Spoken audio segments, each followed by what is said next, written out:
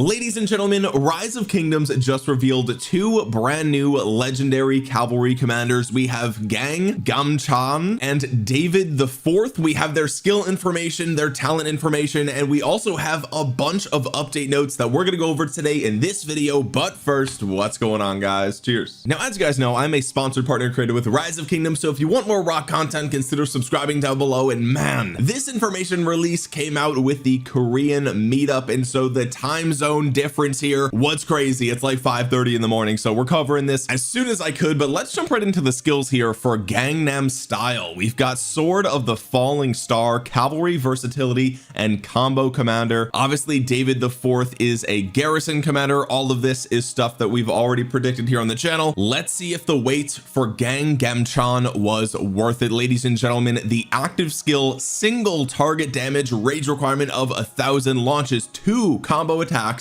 against a target troop damage factor of 1,400, so a total of 2,800 damage to a single target for the next 5 seconds. This commander's troop gains the Star Blessed effect. Cavalry units in the troop gain 5% health, 5% defense, and increases the healing from the Starlight skill by 100%. So we are going to be doing healing on this commander. Okay, so before we go any further, okay, before we do anything else, there's one thing that is super important. I'm coming in here and I'm maxing my boy Achilles. Okay, all I needed to do is read that first skill and I know exactly where my sculptures are going. Okay, I was probably going to max him anyway, but now that I see that he is a single target damage commander with 2,800, I can guarantee you that this is a fantastic use of my sculptures. Okay, there is just no way. I mean, maybe I'm wrong, maybe this is going to age horribly in like 30 seconds, okay, but there is no way that this new commander is going to output the same amount of damage as Achilles. Let's see if I'm right about that. We just maxed him live in the video. Okay, so there we go. We've put our money where our mouth is. I'm betting right now that Achilles is going to be a stronger commander than this dude. This dude is 2,800 to one target. The math is just not mathing. This is 100 damage factor more than Hua. So let's see what the rest of this dude's kit has to make this single target damage somewhat viable in the field. The second skill, this commander's troop takes 10% less damage while on the map.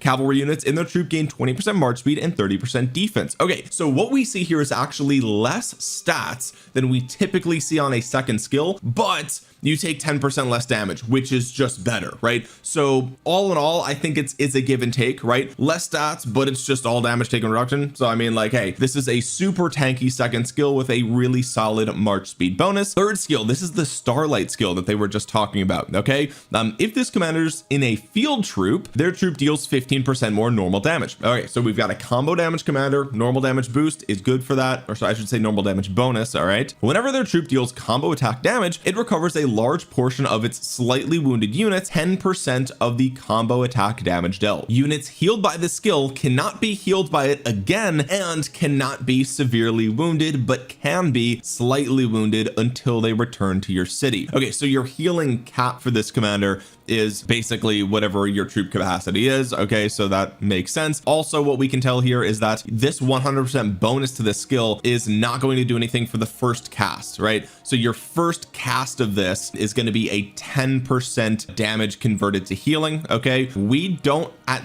the time of recording this know if this is regular healing or mighty healing. I feel like if it was mighty healing, they would just tell us, or maybe this is, honestly, this is probably something else. Now that I'm thinking about it, this is probably the true damage equivalent of healing now that I'm looking at this a bit longer, because again, they don't use the word I mean, they say he recovers a portion of troops, but they don't use really the word healing or mighty healing. There's no healing factor here, so this is probably, again, the true damage equivalent to healing. Very confusing stuff here, but basically the increase to the healing from the Starlight skill only occurs for the next 5 seconds after your active skill. Okay, so basically any combo damage that you deal, you're going to heal 10% of that attack damage dealt, but if it's after the Geomcha charge, so if I mispronounced that, then it's going to be increased by 100%. Okay, so lots of healing potentially from this commander. The third skill, whenever this commander's troop deals combo attack damage to a field troop, it has a 30% chance to reduce the target's defense by 40% for 5 seconds. This effect can trigger up to 3 times in a single second. 3 times in a single second with a 5-second cooldown. Okay, so you can reduce a target's defense by 120% for 5 seconds. That is an extremely long debuff, by the way. I mean, that's the best defense reduction in the game, right? Now, it doesn't work on rallies or garrisons, so it's only in the field, and it's only to one target. So I love this idea of this commander being very tanky,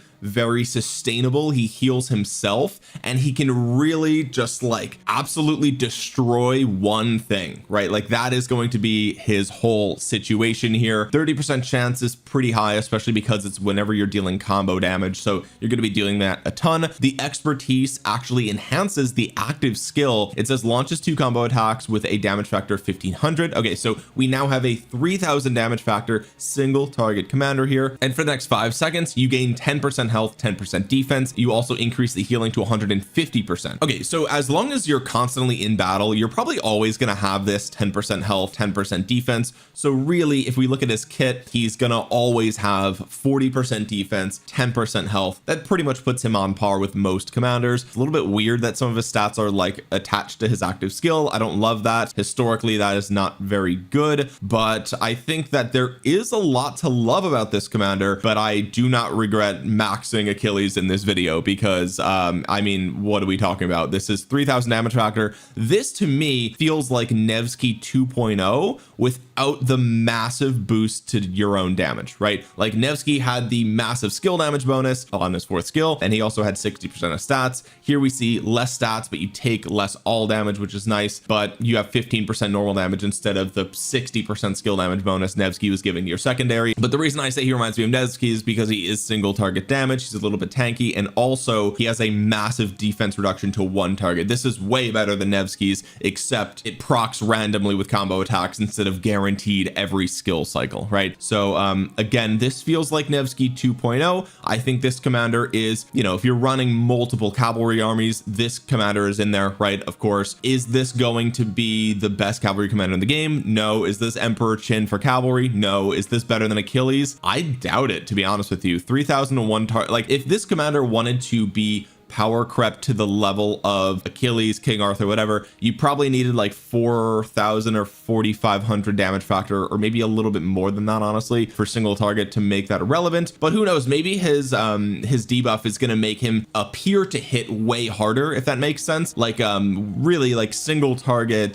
testing here is going to be really difficult because he is going to be the dueling king. Like let's just get that out of the way. This is the dueling king here. Okay, 120% defense reduction. Potentially, like it could possibly trigger that much. It won't always trigger that much, right? But you could possibly do that. I don't know. This feels underwhelming to me. I guess it depends on how much you're healing. I think, you know, if you're running him in altar and things like that, like he's going to be a Giga Chad there. I'm not super convinced though. I'll probably max him, although it really just depends on how he compares to somebody like Hector, right? Hector is also a combo damage in the open field who's more universal, so we'll have to wait and see. I think the healing here is super interesting in terms of sustain, so I'm not really sure. Let's go over the skills for David, and then I'll give you guys some more thoughts and opinions in just a minute. David the Fourth, this is an AoE with a rage requirement of 1000. Ooh, okay, so interesting out of the gate here. Launches 2 combo attacks against 3 enemy troops and a fan shape with a damage factor of 1400, so that is 2800 to 3 targets combo damage. Okay, immediately cleanses 2 slow poison, exhaustion, or other normal debuff effects from this commander's troop or effects with multiple stack. It cleanses 1 stack. Okay, so I guess that would cleanse 2 stacks then. Not really sure, but that's pretty interesting. Let's look at the second skill. This commander's cavalry units gain 35% defense if they are serving as a garrison commander. Their garrison takes 10% less skill damage. Okay, specifically skill damage, nothing to do against infantry and their smite damage. Kinda yikes. Also no march speed here, which we don't typically see on garrison commanders. It's very rare we see garrison commanders with march speed. This is, by the way, cavalry garrison combo. Okay, so this is a combo damage garrison, of course. Let's take a look at the third skill. This commander serving as a garrison commander, you deal 10% more combo damage whenever the garrison launches a basic attack. It deals combo attack damage to up to 3 nearby enemy troops with a damage factor of 200. Also the 15% reduction, cooldown of 3 seconds. So you have an instant proc. It's like not even instant proc though, it's guaranteed. Okay, so every 3 seconds you're going to deal another 200 AoE basically, right? It says whenever you launch a basic attack, but there's a 3-second cooldown. Okay, so not really sure. It's literally every 3 seconds. Once that cooldown's gone and you launch your basic attack, boom, you're dealing another 200 AoE. Next up, whenever this commander's troop uses an active skill while attacking a troop on the map, the target takes 40% more combo attack damage for the next 3 seconds with a 5-second cooldown. That's kind of crazy. That's really strong. Really long cooldown here, of course, and this does work in the field, right? So if we're thinking about him as a field viable commander, he has no march speed, which sucks, and the skill damage reduction is only in the garrison, and also the entire third skill is only in the garrison, which kind of sucks, but the fourth skill works in the field. Okay, expertise: if this commander is serving as a garrison, you take 10% less damage, and if you're less than 50% units remaining, the garrison deals 5% more damage. All right, so this as a commander, you know, in terms of him just being AoE combo damage with nice defense, I guess he could output decent damage in the field, but you probably, I mean, he probably won't be unless you're running like 3 calves and you're looking really desperate for more open fielders. I just, you know, when you have this entire skill doesn't do anything in the field, and the entire expertise doesn't do anything in the field, and you don't have march speed, and this skill, I mean, it's the target. If the active skill is AoE, do all the targets take this? I doubt it, right? I honestly doubt it. It's probably just the single thing that you are actively targeting. So this doesn't look like it's an AoE combo damage debuff. We'll have to test it, obviously, but it looks like it's just to a single target. So yes, can you use him in the field? Maybe if you're running 3 calves, right, and you're running a ton of combo. I don't know why you would be doing that, but all in all, I wouldn't really be looking towards him as you know, as someone to use in the field. Like 5-5-1-1, I guess, would be pretty good, right? Like that would be the most that you'd want to do if you're doing a budget build, but really that's not who's going to be interested in this commander. And of course, if you are looking for an open field cav, Gangnam Style over here is the this is the cream of the crop for this release, at least. I don't think he's anything special. But that being said, let's actually go over the latest update patch notes, and then we'll talk more about the new commanders later in the video. Okay, so this just came out at 1:25 in the morning for me. Homestead Reveal. We plan to update the game to version 1.1.0.1. I can't believe that we've been playing the game so long. We finally have version 1.1. That's crazy. Okay, Thanksgiving event series. Join the Thanksgiving festivities. We have the Might and Munificence complete quest for 7 days. Thanksgiving dinner. We see this every year. Thanksgiving gifts, exchange for a wide variety of prizes. Cordial invitation. I think we see that every year. We have Race Against Time and Smithy specials. Okay, cool. So Smithy specials is coming back. All of this stuff is nothing new. Lost Kingdom and Season of Conquest added the Heliamber resource to the Endless War story, added the Daybreak Trials game mode to the Endless War story after the update. Earn valor by upgrading Heliamber mines and earn bountiful rewards by participating in Daybreak Trials. I just went to the Rock YouTube channel to see if they posted a video about what this is, but they don't. So anyway, Army Group Pioneer Experience. After the update, the Army Group feature will become available in certain Lost Kingdoms. Okay. Oh, they explain it here. Create army groups from the Alliance War page. The creator of an army group will be able to control troops assigned to the army group by other governors. Okay, they did actually talk about this in the past. Governors can assign their troops as reserves or directly hand over a portion of their troops to the army's group creator. The army group creator can use the troops in their army group to attack enemy field troops and rallied armies. Adjust in Season of Conquest immigration rules. You can now immigrate to Lost Kingdoms that have entered the settlement phase. This change only applies to Lost Kingdoms open after the update. Adjusted the Lost Kingdom domain unlock conditions. Domains now unlock when there are 600 or more active governors. Okay. Story previews will become permanently available for the season after the Season of Conquest begins. You can now mark the stories you want to play. The popularity of certain stories may determine how subsequent content is unlocked. Adjusted Season of Conquest reward mechanics and fully launched the acclaim feature. In Lost Kingdoms that open after the update, governors will earn acclaim based on the severe wounds/kills they suffer and inflict, scaled according to troop level. The amount of acclaim earned will be displayed on battle reports. Adjusted certain Crusader achievements require acclaim. Okay, we're no longer having achievements in KVK go off of kill points. It's going to require acclaim now. Okay, we've already seen this in previous updates revealed. Control and combat quality of life optimizations added a queue management feature. Upgrade your city hall to level 8 to unlock queue management. Queue management gives you an overview of construction, training, tech research, healing, scouting, alliance donations, and allows you to perform quick actions from the dashboard. This feature can be disabled in settings at any time. Okay, this is, I think a lot of city builder games on mobile have this, where instead of like having to go find the building that you want to upgrade, you just have like a little panel that pops out and you just can, you know, figure out what, okay, am I researching everything I can? Am I building everything? Am I training everything I can? That's going to be cool to be able to access that. I hope that you can access this from dot mode. That would be fantastic. That way you can like heal from dot mode, but we'll have to wait and see. Added an alliance marker feature. Alliance officers can place alliance markers by tapping an empty area on the map. Is that new? Okay. Officers can use alliance markers to issue offensive, defensive, and other commands to other alliance members. Officers can also place teleport markers, which alliance members can use to teleport to the front lines. Okay, very cool, that last part, but I don't know what the difference is with the other stuff here. Optimized auto peacekeeping. Troops engaged in auto peacekeeping will attack barbarian troops together when possible. Troops that arrive at the target area in advance will wait for other troops to arrive. That is fantastic. I'm very happy about that. You no longer have to like perfectly match the march speed of all of your marches. They will just work together. Auto peacekeeping now supports batch assignment. Adjusted total attack to the number of barbarian troops attacked. Adjusted the estimate action points calculated according to the number of barbarian troops defeated and the number of troops engaged in auto peacekeeping. Very cool stuff here. I like the auto peacekeeping. It really helped me with my Halloween event. I was able to complete that event on like day one basically because I just have so much AP. Lucky me, I've been playing the game for a long time. Optimize the field battle experience. Reduce the angle at which troops spread out during a focused fire attack. This change affects field troops only. In strategic view, tapping and holding a troop barbarian stronghold will open a pop-up that enables march and attack march commands at large scale battles. Very cool stuff. Okay, we love to see that. Reducing the angle which they spread out is very awesome as well. Really like to see that. That's always super annoying. Talking about you, Nevsky, who just spreads out into the enemy ball for some reason. Game mode optimizations. Optimize the Champions of Olympia event. Okay, adjusted rank team formation rules. They can now only use solo queue if you're Ascendant Sage or above. Improved matchmaking algorithm. Very cool. Adjusted the activity points granted after each battle. Remove morale mechanic and modified all skills that interact with morale. Okay, I'm gonna be honest, I don't play Champions of Olympia. We optimized the Dark Fortress raid. Alliance members will now receive a notification mail when an officer sets the time.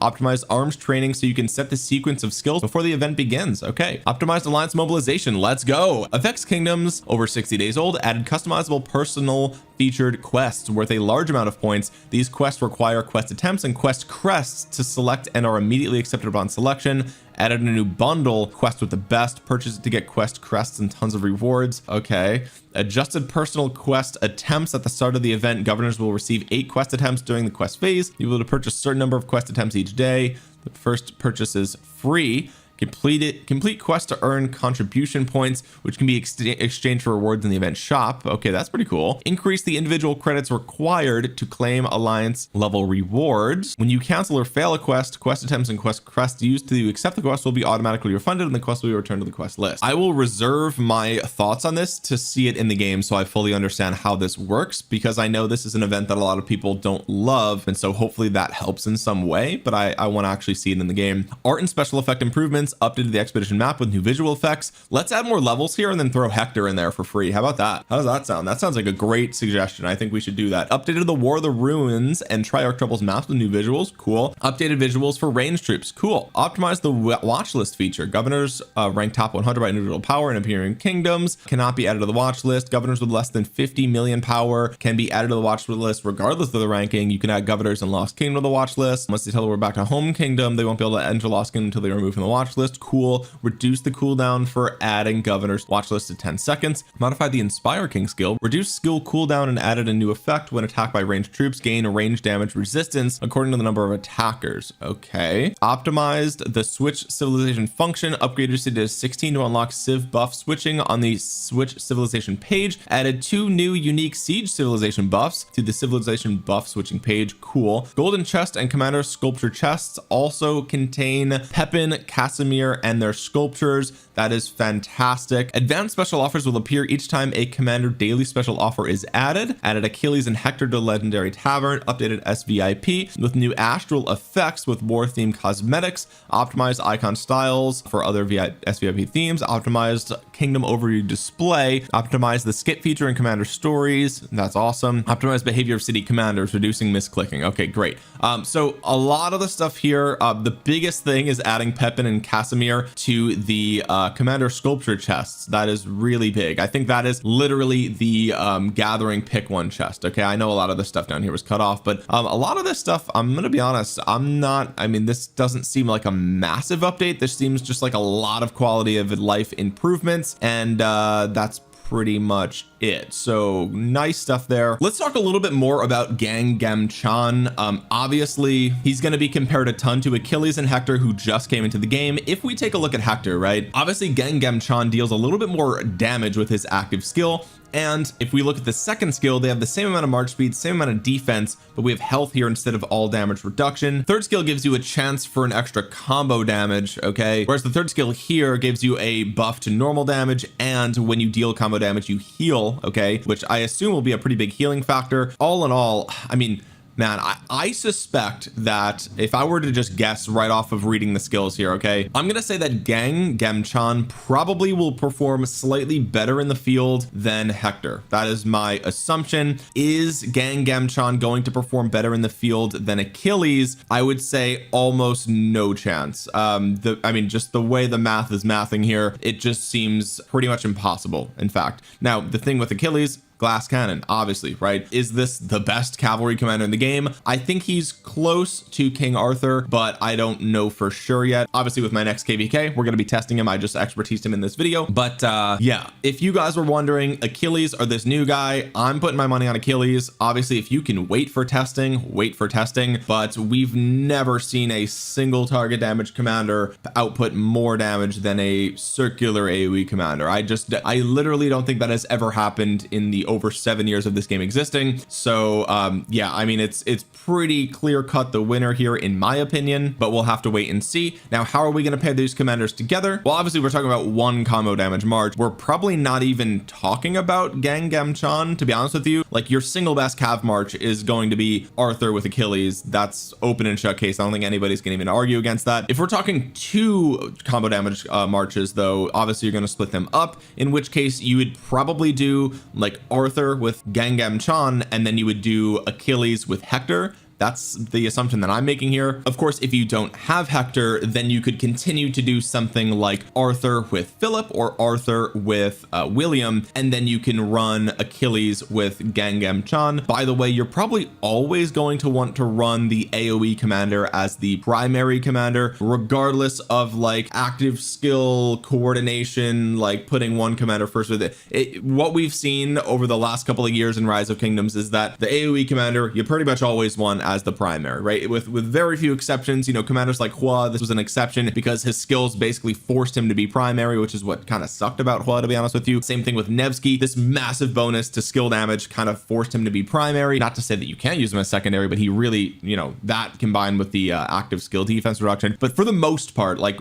with every other troop type, like you want the AoE as the active skill, because sometimes you cast your active skill with the primary and then you retreat for whatever reason, or the enemy retreats for whatever reason, and then, you know, you don't want this. Basically every time you cast your active skills, you want the AoE value, right? Okay, so you always want the primary to be AoE. So I can imagine a world where we do Arthur with William or Philip, and then again we do Achilles with Gangam Chan. Again, my assumption is that Gangam Chan is going to be better than Hector, but we'll have to wait and see for testing. It also could be the case that Hector Achilles is just goated, and then you'd run that, and then you just, of course, you would run the Arthur with Gangam Chan behind him, and I think that's how we're going to do it, right? If we're running 3 cabs, I think then at that point we're going to be looking at probably the third one being skill damage, of course. And, you know, again, if you don't have 2 combo damage formations, 2 delta formations, right, then you can do 1 full combo, 1 full skill, and just understand that your skill damage calves are going to perform way worse. And I think that's it. I will warn you though, before you go ahead and convert your other set, your skill damage formation to delta, watch my video that I talked about with Achilles, where I said that this might be a trap. Okay, I posted that video a couple of weeks ago. Definitely check that video out before you use all your conversion stones here to build a second cavalry march, especially because this commander is single target damage. I want to really stress that, you know, it to me, if you're a cav main, obviously you're going to be running 2 delta, like if you can afford to do that, fantastic. But for the average player, the free-to-play player, you know, should you be running 2 delta right now? Again, if you've built the account that way and you can, sure, but I would hold off and wait to see if we see new formations coming down the pipeline. But guys, that's going to do it for today's video. If you made it to the end of the video, drop a thumbs up, really helps out the channel a ton. Comment down below your thoughts on Gangam Chan and our boy David over here, just straight up Dave. Okay, let us know what you think of Dave down in the comments down below, and if you're new here, consider subscribing to the channel. With that being said, guys, thank you so much for watching. This has been Omniarch. I'll talk to you guys again soon. Peace.